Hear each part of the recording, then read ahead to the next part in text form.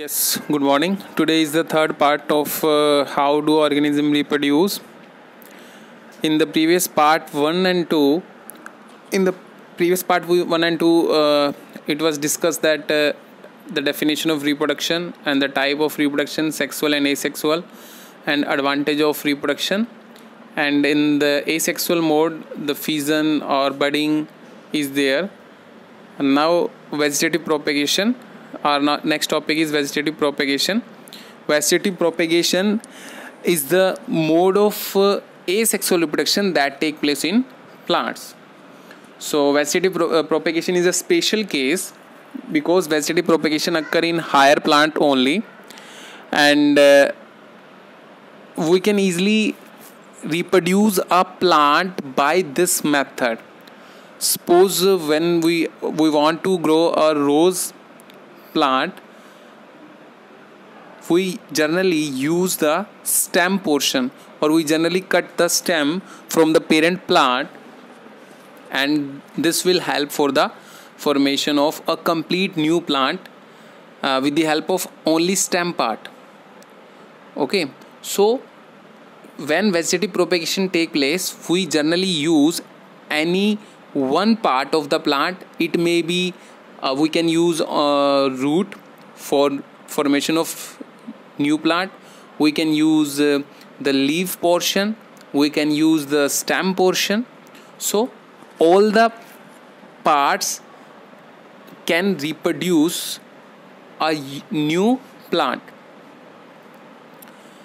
But vegetative propagation occur in specific plant only. Means some plants will grow only with the help of seed. And as we know, seeds are produced by sexual reproduction. Seeds are produced by sexual reproduction. That will be discussed later on. So some plants has the ability to produce, or you can say to form a new plant with the parts, with the plant parts. Maybe the stem part, or the you can say the root part, or the leaf part.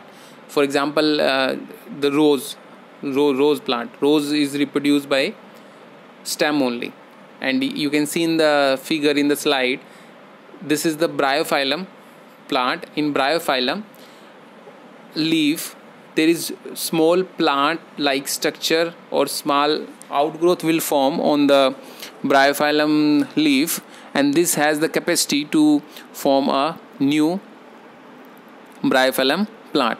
So I am reading this slide. Vegetative propagation. Vegetative propagation is a special case as in its higher plant, while otherwise have the capacity to reproduce sexually. When a vegetative part of flowering plant, vegetative part means stem, root or leaf. When a vegetative part of a flowering plant reproduce a new plant, it is called as vegetative propagation. And the example is given here, leaf of bryophyllum. The structure that is used to form a new plant, the structure is known as vegetative propagules. So leaf of bryophyllum, the leaf of bryophyllum have notches on the margin, and if leaf is put under the soil, small samplings grow from the notches of the leaf margin. It means if the leaf of bryophyllum have small you can say outgrowth or plant-like structure, and this plant-like structure has the capacity to form a new bryophyllum plant. Vegetative propagation is a fast mode of reproduction. As multiple plants are produced, or as we can grow multiple plants with a short span of time. Suppose we cut the rose into you can say 10 or 12 fragments, 10 or 12 stem fragments, then we can reproduce simultaneously into different area 10 to 12 rows with the short time period.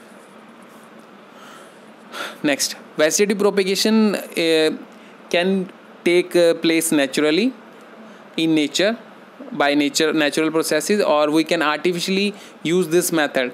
Means when we cut the stem and grow into a new area, this is the artificial method of vegetative propagation.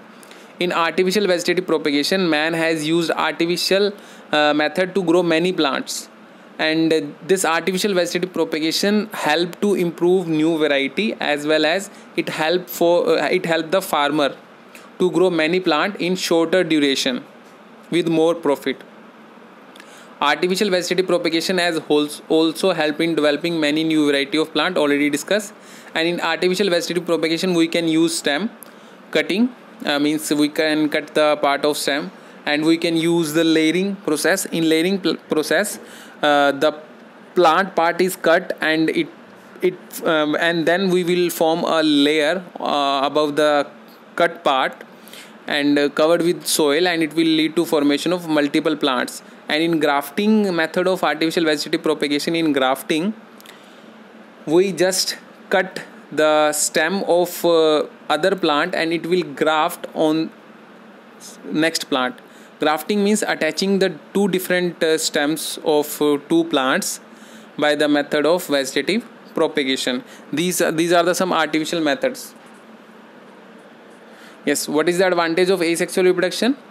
First, the organism does not have to depend on other organism. Means asexual reproduction is a single parent process, so the organism will not or the organism does not depend upon another organism. Single parent is needed. Second, it take less time, so it is a faster mode of reproduction. In shorter time, organism can reproduce. The offsprings are exact copy of their parents. The offspring means in amoeba you can see the two amoebas are formed and they are the exact copy of their parents, so they are known as clone.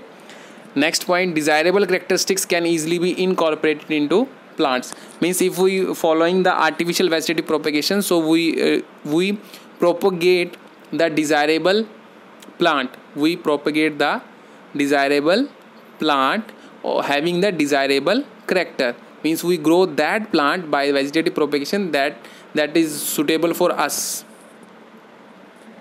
And what are the disadvantages of asexual reproduction? First, it is a single parent, so variation will not occur. Variation means changes will not occur in next generation, and in most of the cases the parent generation ceases to exist. Means the parent organism or the parent body you can say died after the asexual reproduction. Means the existence of parent body will not be there. As in binary fission in amoeba, the parent body will not appear in next generation. It will lead to formation of two new daughter individual.